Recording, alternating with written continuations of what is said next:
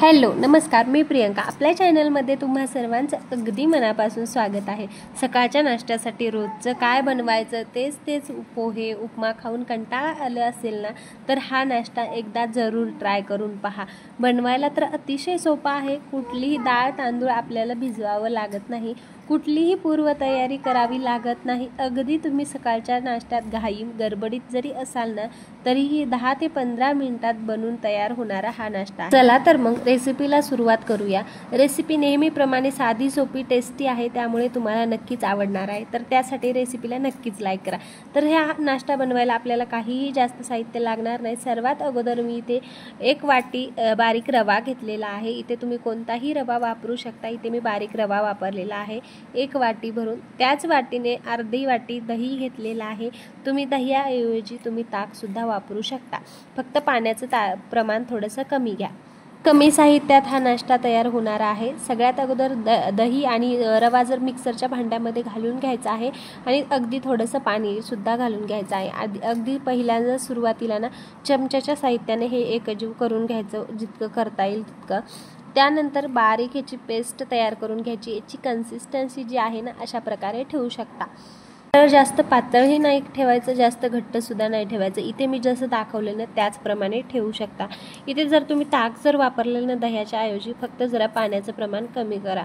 तर त्यानंतर इथे मी यामध्ये जास्त जिन्नस आपल्याला वापरायचे नाही आहेत, थोडे जिन्नस वापरायचे आहेत. इथे सर्वात अगोदर मी थोडीशी साखर घातलेली आहे. तुम्ही साखर जर नाही वापरायची म्हटलात तरी चालेल. त्यानंतर चवीनुसार मीठ घातलेलं आहे. चवीनुसार मीठ घालून घ्यायचं आणि त्यानंतर मग जिरे वापरायचे आहेत आपल्याला. इथे जिरे वापरायचे आहेत. इथं शक्यतो जरा जास्त जिरे घाला. तुम्हाला आवडत असतील तर घाला, नसतील आवडत तर नका घालू. साधा सिंपल असा आपली रेसिपी होणार आहे. त्यामुळे आता शाळा सुरू नेमक्याच होणार आहेत, तर शाळेच्या टिफिनसाठी मुलांना तुम्ही हा नाश्ता अगदीच बनवून देऊ शकता. त्यानंतर जिरे घातले ना, आपल्याला इथे 2 चम्मच इतपत तेल घालायचं आहे. तेल घालून झाल्याच्या नंतर हे बॅटर जे आहे ना, एकदम कन्सिस्टन्सी एक सवान असा हाताने ना फिरवून घ्यायचं आहे. बॅटर ना इथे जर घट्ट झाला असेल ना, तर थोडंसं अगदी पाणी, अर्धी वाटी तुम्ही इथे पाणी घालू शकता. जास्त पाणी घालू नका, प्रमाण बघा आधी आणि नंतर पाणी तुम्ही इथे वापरू शकता. आणि हे सर्व जिन्नस आहेत ना, सुरुवातीला चमच्याचा एकजीव करून घ्यायचे आहेत. मग एकजीव करून झालं की 5 मिनिटासाठी छान हलकं करून घेणार आहोत, पेटून घेणार आहोत. त्यामुळे आपला नाश्ता आहे ना मस्त हलका फुलका आणि जाळीदार तयार होतो. आणि मिश्रण हे काही मिनिटांसाठी पेटून घेणार आहेत. तर आता ह्या मिश्रणाची कन्सिस्टन्सी सुरुवातीला तुम्ही बघून घेतलेली आहे. त्यानंतर एका ताटाला छान असं तेल लावून घ्यायचं आहे.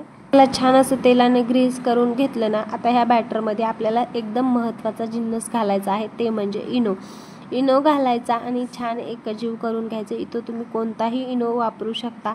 इनो घालायचा अजिबात विसरायचा नाही, कारण यानेच आपला नाश्ता हलका फुलका आणि एकदम जाळीदार होतो. आता हे जसं आपण इनो घातला की लगेच आपलं बॅटर जे आहे ना फुलायला तयार होतं आणि त्यानंतर आपलं बॅटर बऱ्याच प्रमाणात भरपूरसुद्धा आपल्याला दिसायला लागतं. हे छान असं इनो पूर्ण बॅटरमध्ये मिक्स झाला पाहिजे, इतकं छान व्यवस्थित असं पेटून घ्यायचं. त्यानंतर त्या ताटामध्ये जे आपण तेल लावून ग्रीस करून जे ताट घेतलेलं आहे ना, त्यामध्ये हे सगळं बॅटर ओतून घ्यायचं आणि हलकंसं असं टॅप करून घ्यायचं. मला हा नाश्ता अजूनच टेस्टी जर बनवायचा असेल ना, तर तुम्ही याच्यामध्ये बारीक चिरून भाज्या अजून घालू शकता. जर तुम्हाला साधा बनवायचा असेल तर तुम्ही अशा प्रकारे बनवू शकता. त्यानंतर एक असं गरम उकळतं पाणी कढईमध्ये ठेवायचं. तुमच्याकडे स्टँड असेल तर स्टँडवरती हे ताट ठेवलात तरी किंवा कशामध्ये जरी ठेवलात तरी चालेल. इथे मी कढईमध्ये छान असं अगदी गरम उकळी येतेपर्यंत पाणी तापून घेतलेलं आहे. त्यानंतर आपली बॅटरची जी प्लेट आहे ना ती ठेवली आणि वरतून एक प्लेट त्याच्यावरती झाकून ठेवली. असं तुमच्याकडे जर स्टँड नसेल ना, तर तुम्ही असा जुगाड करू शकता. तर तुम्ही इथे वेगवेगळ्या चटण्या याच्याबरोबर बनवू शकता. तर मी ते साधी सोपी चटणी याच्याबरोबर बनवणार आहे. शेंगदाणे घेतलेले आहेत, कोथिंबीर घेतलेली आहे आणि याच्याबरोबर ना तुम्ही शेंगदाण्याच्या ऐवजी डावळवंसुद्धा वापरू शकता आणि तुम्ही शेवसुद्धा वापरू शकता. त्याची पण चटणी खूप छान होते. त्यानंतर याच्यामध्ये चवीनुसार मीठ घातलेलं आहे. तुम्ही इथे नारळाची सुद्धा चटणी बनवू शकता. बऱ्याच चटण्याचे प्रकार आहेत, ते तुम्ही याच्याबरोबर करून खाऊ शकता. त्यानंतर इथे साखर घेतलेली आहे थोडीशी आणि छान हे मिक्सरला वाटून घेतलेलं आहे. मिक्सरला छान बारीक करून घेतलं ना, याच्यावरती तडका द्यायची अजिबात गरज नाही. तुम्हाला शक्य वाटत असेल तर तुम्ही देऊ शकता.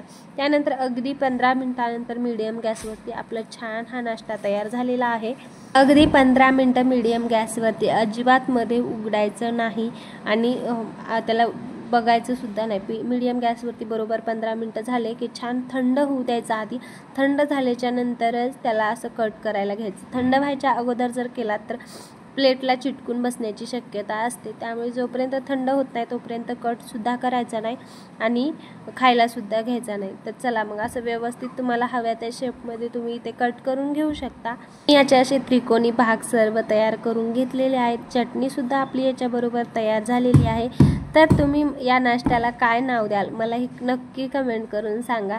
आणि हा व्हिडिओ जर तुम्हाला खरंच आवडला असेल ना तर नक्की एक लाईक करा आणि चॅनलला सुद्धा सबस्क्राईब करा. त्याच वेगवेगळ्या रेसिपीला बघण्यासाठी आपल्या चॅनलला सबस्क्राईब करून ठेवा.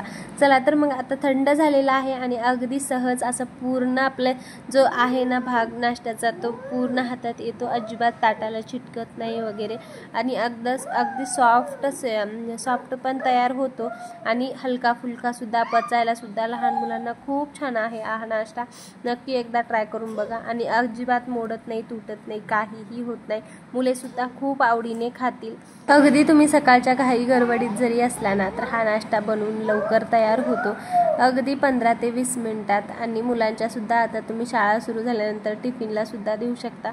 हा तर सगळं वेगळ्या ताटामध्ये सगळं काढून घेतल्याच्या नंतर ना आता काय करायचं, एका तव्यावरती ना थोडंसं तेल टाकायचं आहे आणि थोडासा सांबर मसाला घालायचा आणि हलकंसं याला ना थोडंसं भाजून घ्यायचं आणि ना टेस्ट खूप खरंच छान येते. ही पद्धत करायची वाटली असेल तर करा किंवा स्किप केली तरी चालेल. चला तर मग आपला हलकासा असा नाश्ता तयार झालेला आहे. तर मग आता इथेच व्हिडिओ थांबवते आणि व्हिडिओ आवडला असेल तर लाईक, शेअर आणि सबस्क्राईब. Thank you so much. असाच व्हिडिओ आणखीन एक मी घेऊन लवकरच येईल. तोपर्यंत बाय.